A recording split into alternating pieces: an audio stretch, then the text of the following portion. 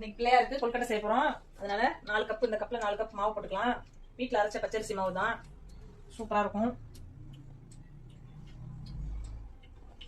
தேவையான உப்பு போட்டு கலந்துக்கலாம்.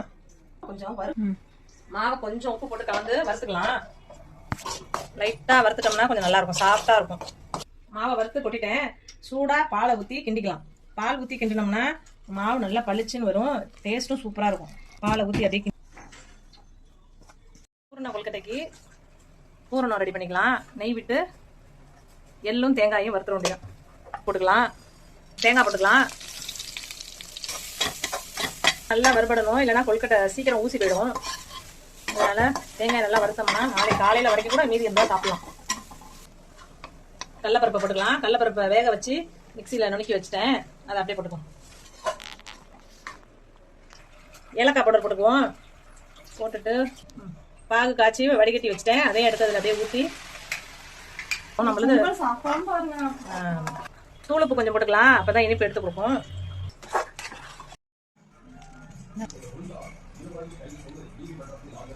கொழுக்கட்டையை ரெடி பண்ணிடுவோம். ஏன் இன்னைக்கு பூரணம் வச்சுக்கலாம், வச்சு ஹீட் பண்ணியாச்சு.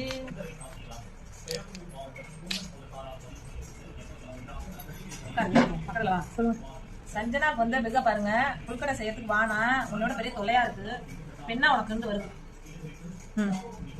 சும்மா உட்காந்துட்டு இருப்பாளாம், வந்து செய்யக்கூடாது. கொழுக்கட்டை சூப்பரா வந்துச்சு.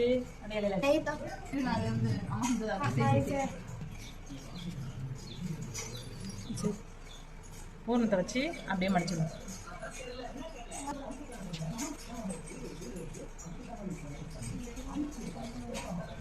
சூப்பரா ரெடி. அவ்வளோதான்.